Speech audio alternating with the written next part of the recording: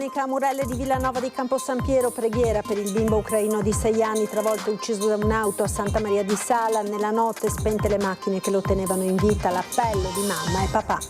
Arzignano in lutto per l'ultimo saluto al 16enne Mattia Cardascia, che assieme all'amico Giulio ha perso la vita nell'incidente di Ferragosto. Tanti giovani che hanno partecipato al funerale. Il furto in un bar, lo stato di alterazione, accompagnati in pronto soccorso al San Bortolo di Vicenza. 34enne serba aggredisce prima una dottoressa, poi un'infermiera, arrestata dalla polizia. Almeno mi hanno lasciato la carriola e le cassette, ironizza in un post sui social, ma la rabbia è grande per Andrea Camerotto, zio materno di Giulia Cecchettin, vittima di un furto nel suo vivaio di Saonara. Un vero e proprio esercito di lavoratori nei prossimi 4 anni lascerà il mondo del lavoro per andare in pensione, la preoccupazione delle imprese. Visita alla Valle del Vanoi per il candidato presidente del centro-sinistra Giovanni Manildo, opera inutile e dannosa, dice sul maltempo, occorre cambiare strategie politiche. Sono arrivati a metà pomeriggio a Bassano i coniugi di Cassola che erano partiti in camper ai primi di aprile per percorrere la via della seta fino in Cina, attraversando una ventina di frontiere. Buonasera, ben ritrovati con l'edizione del Veneto dei nostri telegiornali. Questa mattina una preghiera per il piccolo Vladi nella canonica di Murelle di Villanova di Campo San Piero, dove il bimbo di 6 anni travolto e ucciso da un'auto a Santa Maria di Sala era ospitato dopo essere fuggito dalla guerra nel suo paese, l'Ucraina. Questa notte il suo cuore ha smesso di battere dopo 2 giorni di agonia. Ora la salma verrà rimpatriata per il funerale. È venuto per ricevere e se n'è andato donato. Lo hanno voluto ricordare così perché la breve vita di Vladi è stata proprio questa, la ricerca della pace e la sua grande generosità. Vladislav, per tutti Vladi, 6 anni, è morto nella notte assistito dalla sua famiglia nel reparto di terapia intensiva in pediatria all'ospedale di Padova. Mercoledì, mentre attraversava la strada con la mamma, è stato investito da un'auto. I genitori hanno consentito la donazione degli organi del bimbo a Murelle di Villanova di Campo San Piero, nell'ex canonica dove abitava da 3 settimane dopo il suo arrivo dall'Ucraina. Una preghiera per il piccolo e per abbracciare la sua famiglia distrutta dal dolore. Vladi ha donato gli organi, ha donato il suo cuore, ci consola il fatto che il suo cuore batte ancora e batte di una generosità immensa, lui che è venuto qui per cercare la pace e forse non l'ha trovata neanche qui purtroppo, ma lui ci insegna molto con questo suo gesto di grande generosità, grazie anche ai suoi genitori che hanno pensato a questo dono grande, che diventa un po' anche, dicevo prima, diventa anche uno stimolo, diventa anche un incoraggiamento per noi, anche un incoraggiamento di speranza per aiutare di più queste persone che sono dentro a una guerra. Erano fuggiti dalla guerra da Odessa i genitori di Vladi per dare ai figli un futuro di pace ed erano arrivati a Padova a fine luglio. A settembre il piccolo avrebbe iniziato la prima elementare,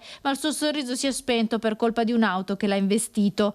Secondo quanto ricostruito, il conducente avrebbe tentato di superare una vettura che si era fermata lungo la Noalese a Santa Maria di Sala per far attraversare sulle strisce pedonali Vladi con la mamma. Ora l'autista è indagato per omicidio stradale. Le condizioni del piccolo erano parse fin da subito disperate. Venerdì notte, dopo aver dichiarato nelle ore precedenti la morte cerebrale, le macchine che lo tenevano in vita sono state staccate. I medici hanno atteso che arrivasse in Italia anche il fratello più grande per l'ultimo abbraccio. La mamma, durante la preghiera, attraverso l'interprete, ha voluto dire queste parole. Dovete stare attenti anche con suoi bambini, con suoi gente che è c'è vicino a voi, perché la vita è molto importante. Ora l'avvio delle procedure per l'espatrio della salma di Vladi per i funerali che verranno celebrati ad Odessa, l'ultimo viaggio del piccolo per tornare nella sua terra. Forse Vladi Valac ci insegna proprio a chiedere con più insistenza il dono della pace. Lui ce lo insegna perché proprio ha donato tutto. E oltre 1000 persone hanno preso parte questa mattina alla preghiera da Dio per Samad Mia, il bimbo di 11 anni annegato nel lago di Molveno. Allahu Akbar. Oltre 1000 persone della comunità bengalese hanno preso parte alla preghiera nella moschea Baitul Mamor a Mestre per dire addio a Samad Miad, il bambino di 11 anni che ha perso la vita dopo un bagno nel lago di Molveno a Trento lo scorso 14 agosto. Una celebrazione che ha voluto salutare anche un anziano bengalese originario dello stesso paese di Samad. Presenti anche gli amici e i compagni della scuola Caio Giulio Cesare di Mestre, dove l'11enne aveva frequentato la prima media. Assenti i genitori troppo provati, racconta lo zio. I genitori, lo sapete, un bimbo di 11 anni e dopo 11 anni perdere un bimbo vuol dire che perdere il cuore. Non hanno le condizioni proprio adesso o per parlare o per comunicare con qualcuno, perché tutti e due sono mentalmente proprio esauriti, anche fisicamente diventati deboli. Questa è la condizione di famiglia e le comunità anche sono stati un po' silenziosi perché è una cosa che non recuperabile, è una perdita che non si può dimenticare. Lo zio ricorda Samad come un ragazzino brillante e intraprendente. Era molto silenzioso, è intelligente e brillante, e anche era un ragazzo bravo in scuola. Il suo coso più speciale, voleva memorizzare tutto il Corano, che vive in Italia con la cultura italiana, mentalità italiana, perché quando lui aveva 19 mesi è venuto in Italia, però cresciuto come un italiano. Dopo essere come un italiano, però voleva studiare anche il Corano, che già ha memorizzato di 5 pagine, già memorizzato, già stava mettendo il massimo impegno di completare il Corano, però l'Iddio Allah ha voluto, perché forse era un'anima buona, che il Dio Allah sempre vuole che l'anima buona, forse è stato deciso da lui. La salma tornerà in Bangladesh. Samad parte lunedì pomeriggio, arriva martedì sera in Bangladesh. Dopo mercoledì mattina ce l'abbiamo un altro funerale, questo sarà l'ultimo saluto in Bangladesh. Così finisce la storia di Samad. La famiglia ha voluto ringraziare tutti tramite il portavoce della comunità bengalese di Venezia. Volevo ringraziare tutti i presidi della scuola, insegnanti, i familiari che sono venuti qui per il funerale di Mia Samad. Ci sono anche varie famiglie che sono venute qui per partecipare al funerale di Samad.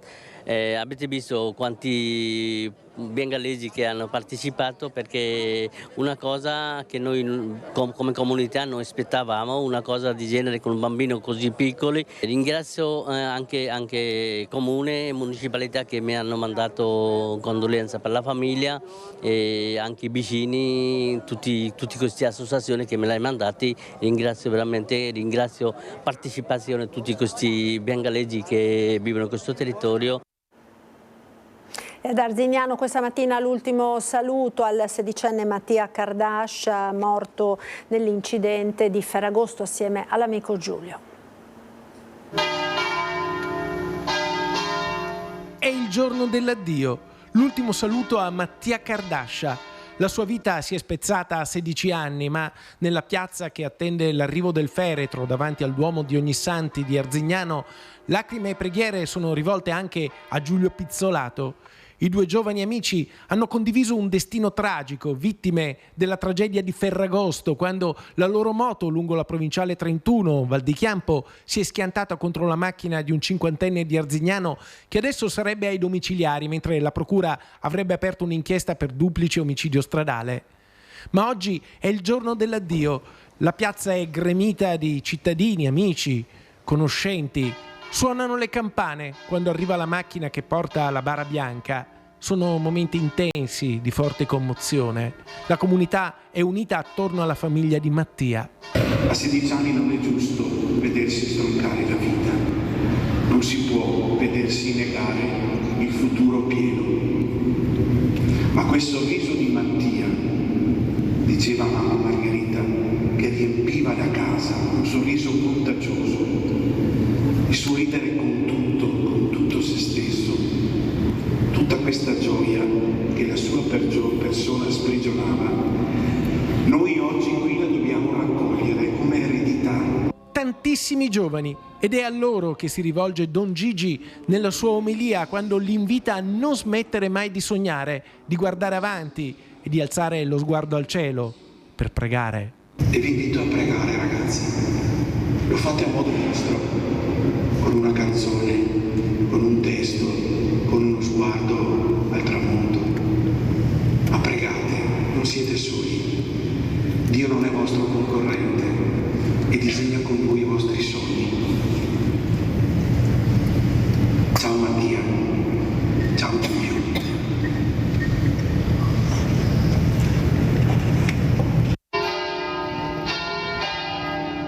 Suonano le campane alla fine della messa. Fuori dalla chiesa uno striscione. Ciao Mattia, il ricordo del tuo sorriso e della tua dolcezza sarà cura per i nostri cuori infranti. Nel piazzale si riuniscono centinaia di persone per l'ultimo saluto. Volano 2 gruppi di palloncini bianchi verso il cielo, uno per Mattia, l'altro per Giulio. E poi una colomba bianca, un segno di Dio, di speranza. E tra i presenti alla cerimonia anche i 2 sindaci di Arzignano e Montorso, le 2 città legate alla giovane vittima dell'incidente di Ferragosto. Oggi e lunedì, in concomitanza con i funerali di Mattia e Giulio, in segno di cordoglio sono stati proclamati 2 giorni di lutto cittadino. Non possiamo perdere i nostri giovani così. Oggi abbiamo appunto la città salutato un suo figlio e lunedì ne saluterà un altro, un giovane con tanti sogni da realizzare, le cui vite sono state spezzate troppo presto. È un lutto veramente che vuole ricordare tutti Mattia e Giulio, ma anche tutti gli altri nostri giovani che purtroppo sono mancati troppo presto. Io credo la giustizia in questo caso deve fare chiarezza e ci vuole giustizia sicuramente. Poi una riflessione per tutti noi, perché quando ci mettiamo alla guida della nostra auto dobbiamo essere consapevoli che mettiamo a rischio la vita degli altri e la nostra vita e quindi bisogna rispettare le regole. Anche a Montorso abbiamo proclamato per la giornata di oggi lutto cittadino in segno di vicinanza a tutta la famiglia, in questo momento alla famiglia di Mattia Cardascia che è residente nel nostro comune. Tutta la comunità infatti ha dimostrato vicinanza e grande dolore e quindi per questo motivo abbiamo deciso per la giornata di oggi di proclamare appunto il lutto cittadino. Io credo che da questo dramma tutti noi cittadini dobbiamo trarre un importante insegnamento, cioè di essere responsabili, di vivere la nostra vita nella società, nella nostra comunità con grande responsabilità, con comportamenti appunto responsabili, soprattutto che siano rispettosi degli altri. Quindi io mi auguro che la giustizia si esprima nel modo migliore in questo caso, perché appunto a 16 anni morire in questo modo è una cosa che appunto sconvolge, è drammatica assolutamente. Ancora violenza nei confronti del personale sanitario è accaduto all'ospedale San Bortolo di Vicenza. Scatenata al pronto soccorso. Momenti di alta tensione al San Bortolo. Una 34enne serba aggredisce il personale sanitario. È stata portata all'ospedale perché ha bisogno di cure e ad accompagnarla è stata la polizia. La donna, poco prima infatti, si era resa responsabile di un furto in un bar di Corso Palladio nel cuore di Vicenza. Poi aveva attirato l'attenzione di alcuni passanti perché era in stato di alterazione. Sul posto piombano gli agenti di polizia chiamati dai militari dell'esercito impegnati nel servizio strade sicure e la portano in pronto soccorso. Qui la 34enne colpisce una dottoressa con uno schiaffo al braccio, spintonandola e minacciando un'infermiera impiegata nel triage. La donna inoltre lancia contro il medico una bottiglietta che fortunatamente non la colpisce. L'azione viene subito interrotta dagli agenti che ammanettano la straniera e l'arrestano per l'aggressione al personale sanitario e per la resistenza opposta alla polizia. Inoltre le viene contestata anche la violazione della zona rossa di Vicenza in ragione dei diversi precedenti a suo carico. Dopo il fotosegnalamento, la serba 34enne è stata liberata come disposto dall'autorità giudiziaria.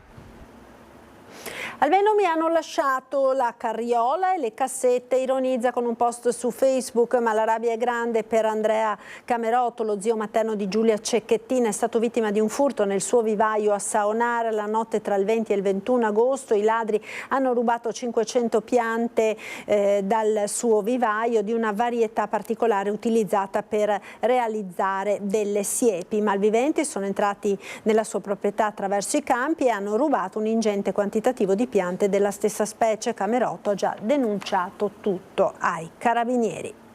Droga e soldi in contanti nascosti in auto e in casa. La polizia ha arrestato un giovane lavoratore stagionale a Cortina.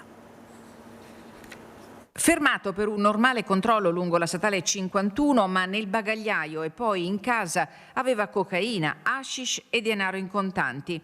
È finita così la corsa di un 28enne italiano, lavoratore stagionale, arrestato dagli agenti della volante del commissariato di Cortina. Gli operatori, insospettiti del comportamento agitato del giovane, hanno deciso di andare a fondo. 9 dosi di cocaina già pronte, 690 euro e 3 cellulari nascosti nell'auto. Da lì la perquisizione è proseguita fino all'abitazione, dove i poliziotti hanno trovato altri 55 grammi di cocaina, 150 grammi di hashish e 1.000 euro in contanti. Un sequestro importante che conferma l'attenzione investigativa sulla piazza dello Spaccio, tra l'Alto Cadore e Lampezzo, un territorio delicato e sotto osservazione da mesi. Lo scorso luglio un altro lavoratore stagionale, un 30enne italiano di origine venezuelana, venne arrestato alla fermata dell'autobus in centro a Cortina. Nella perquisizione personale e domiciliare saltarono fuori 36 bustine di marijuana già confezionate per lo spaccio, mezzo chilo della medesima sostanza, 1.600 euro in contanti e materiale per il confezionamento delle dosi. Dopo la convalida dell'arresto eseguito martedì scorso, il 28enne è stato sottoposto all'obbligo di dimora. L'attività di indagine della polizia prosegue e si concentra sui contatti del giovane e sui suoi canali di rifornimento.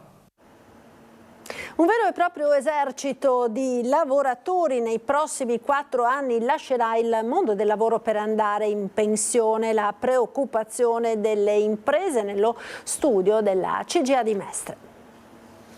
Oltre 3 milioni di lavoratori è un vero e proprio esodo, quello che secondo le stime della CGIA di Mestre vedrà nei prossimi 4 anni andare in pensione circa il 12,5% dei lavoratori sul totale nazionale. Una fuga da fabbriche e uffici che colpirà di più le regioni che hanno una popolazione lavorativa più numerosa ed in età più avanzata. Nel settore privato il Veneto si piazza al terzo posto dopo Lombardia e Lazio e vedrà 291.200 lavoratori passare dall'attività alla quiescenza da qui al 2029, con conseguenze sociali, economiche e occupazionali di portata storica per il nostro territorio. Ben lo sanno gli imprenditori che già oggi faticano a trovare dipendenti qualificati. Gli imprenditori veneti, non trovandoli facilmente sul mercato, si troveranno costretti a corteggiare i più bravi che sono alle dipendenze delle aziende concorrenti. Secondo la CGIA scatterà una guerra a colpi di benefit, aumenti salariali, incentivi vari per non farsi scippare i dipendenti dalla concorrenza. Questo scenario, già presente ora, rischia di scatenare su larga scala forme di pressione reciproca, in cui i titolari d'azienda a corto di maestranze e i lavoratori più richiesti cercheranno un accordo per ottenere a entrambi il massimo vantaggio, talvolta con modalità poco corrette a scapito di quegli imprenditori che si vedranno scippare i collaboratori più importanti. Ammonterebbero a circa 80 milioni di euro i danni provocati dagli allagamenti dei giorni scorsi alle oltre 3.000 abitazioni tra Mestre e dintorni finite sott'acqua, una stima che potrebbe anche aumentare. Ecco perché è importante, ha raccomandato il sindaco Brugnaro, tenere conto dei danneggiamenti subiti documentandoli in modo preciso, in attesa che arrivino informazioni più precise per richiedere i rimborsi. Intanto resteranno aperti i centri di raccolta di Mestre in via Porto di Caverniago e a Fusina su prenotazione. Visita alla Valle del Vanoi per il candidato presidente del centro-sinistra Giovanni Manildo. Sentiamo. La Valle del Vanoi diventa simbolo delle sfide ambientali del territorio. Giovanni Manildo, candidato presidente del Veneto per la coalizione di centro-sinistra, ha visitato l'area dove il consorzio Brenta vorrebbe realizzare una diga per accumulare acqua e prevenire la siccità. È un progetto che non si deve fare, le alternative ci sono, la zona è assolutamente fragile, ha un rischio idrogeologico altissimo, il piano urbanistico della provincia di Trento lo classifica P4 ed è assolutamente una zona dove non è opportuno costruire una diga di queste dimensioni. Accanto a Manildo, i segretari del Partito Democratico di Bellune di Trento e il sindaco di Lamon Macagnan, tutti compatti nel ribadire un no deciso all'opera giudicata inutile, dannosa e soprattutto pericolosa per le persone e il territorio. Con tutta la nostra filiera politica, abbiamo il sindaco, c'è il candidato presidente di regione e tutto il centro-sinistra a livello regionale si schiera compattamente contro questo progetto della diga e a favore delle alternative. Abbiamo fatto la chiarezza, il nostro obiettivo, il nostro punto di riferimento in questi 2 anni in particolar modo su questo progetto e speriamo che questo serva anche a chiarire le ambiguità del centrodestra che si dice contrario a Belluno e favorevole a Venezia. La montagna è un territorio che merita rispetto e il Partito Democratico sia per parte trentina che per parte bellunese e veneta ha sempre sostenuto questo concetto e continueremo a portarlo avanti. Siamo qua anche per chiedere di nuovo alle popolazioni della pianura veneta il loro sostegno, perché anche per loro questo progetto è pericoloso. La Valle del Vanoi non può essere stravolta, serve puntare sulla tutela dell'ambiente e su una gestione più sostenibile delle risorse idriche, ha detto Giovanni Manildo, esprimendo una posizione che si intreccia con l'appello lanciato dal candidato presidente di regione dopo l'ultima ondata di maltempo. Non servono polemiche, serve lucidità, nota Manildo, spiegando che il cambiamento climatico non è più un rischio futuro ma una realtà che colpisce oggi ed è il momento di cambiare rotta con politiche regionali di qualità, investimenti seri in opere idrauliche, una gestione coerente del territorio e non soluzioni tampone o scelte incoerenti come nuove colate di cemento. Il centro-sinistra guarda perciò una strategia di lungo periodo per affrontare la crisi climatica e idrica che fra Belluno e Trento non può essere scaricata su persone e territori. Da parte nostra c'è quindi una ferma contrarietà a questo progetto, un progetto che va a intaccare un'area assolutamente fragile senza gli opportuni approfondimenti. Dopo le polemiche degli ultimi mesi cominciano a riaccendersi degli autovelox in diversi comuni del Veneto. Vediamo quanto accade nell'Alta Padovana.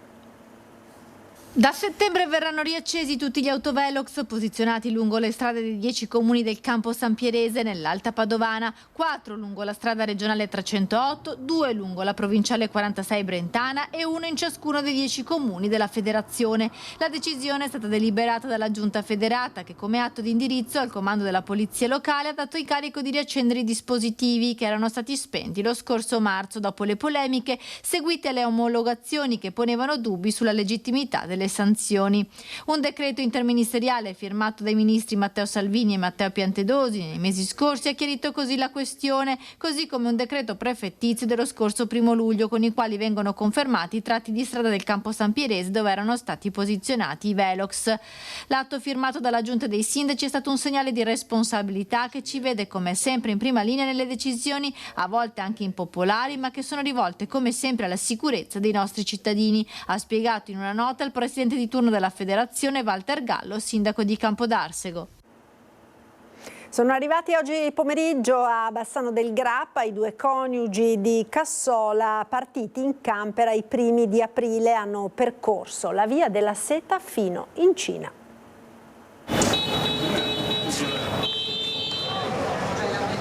Aldo, Anna, allora bentornati intanto. Grazie. Allora, che avventura è stata, Aldo? Grande. È stata un'avventura bellissima, talvolta difficile, ma abbiamo superato le difficoltà e dopo 320, scusate, ho il fiato, 300, aiutami tu. Abbiamo quasi 5 mesi, 32.000 chilometri esatti percorsi e siamo arrivati qua. Avete visto posti meravigliosi? Sicuramente. 32.000 chilometri, 20 stati attraversati, 23 dogane fatte, diciamo. Abbiamo conosciuto popoli diversi da noi, per lingua, linguaggio, diciamo, storia, e torniamo più ricchi di prima. Insomma, anche il 50° festeggiato a Shanghai. Sicuramente con la presenza dei nostri figli, che è stata un'emozione indescrivibile, non si può descrivere, perché io non me l'aspettavo assolutamente un regalo così grande. E tutta questa gente che vi aspettava qua in piazza? Non lo pensavamo, perché siamo partiti in sordina, merito a lei, perché io tecnologia zero, e grazie a tutti quanti quelli che siete qua.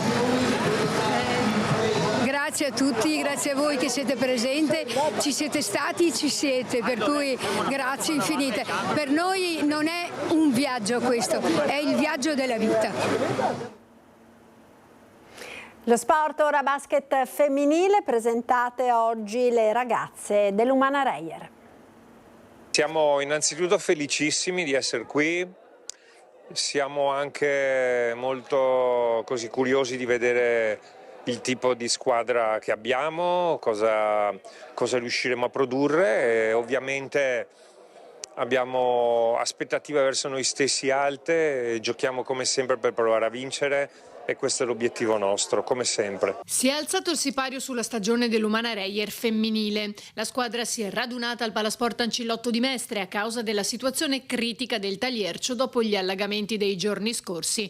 Pronta a partire con carica, entusiasmo e nuove giocatrici. La squadra è stata, rinnovata, però il gruppo storico delle italiane c'è. Le ragazze che hanno fatto un campionato europeo meraviglioso sono presenti. Alcune chiaramente ci sono degli arrivi nuovi, li vedremo, li sperimenteremo, abbiamo poco tempo e cercheremo di usare il tempo nella maniera migliore possibile. Per affrontare il campionato italiano e quello europeo. Si riparte con grande entusiasmo, anche perché la stagione scorsa ha avuto veramente dei picchi importanti, penso alla vittoria in Supercoppa, le finali sia in campionato che di Coppa Italia e il passaggio di turno in Eurolega, che era la prima esperienza che avevamo fatto negli ultimi anni, quindi la voglia è tanta di ripartire da dove abbiamo lasciato, con la consapevolezza che in Italia potremo essere ancora una competitor importante, una squadra che punta a raggiungere il risultato. In Europa ci aspettano le qualificazioni, ma vogliamo essere protagonisti e cercare di mettere a fuoco e a mettere a regime quello che abbiamo imparato la scorsa stagione. Sarà come sempre più complicato di quello che si crede, con più squadre outsider, ci sono squadre che in casa possono essere pericolosissime. Purtroppo anche quest'anno è un campionato un po' monco perché siamo a 11, è un po' così inspiegabile da dire alle ragazze, però cercheremo di capire subito all'inizio che tipo di livello, di qualità, di equilibri ci saranno. Sotto la guida tecnica di coach Mazzone e del suo staff, la squadra ha già iniziato gli allenamenti. È tutto per questa edizione, grazie per essere stati con noi. Subito dopo la sigla, come sempre, il meteo con le previsioni del tempo sul nord-est. Arrivederci.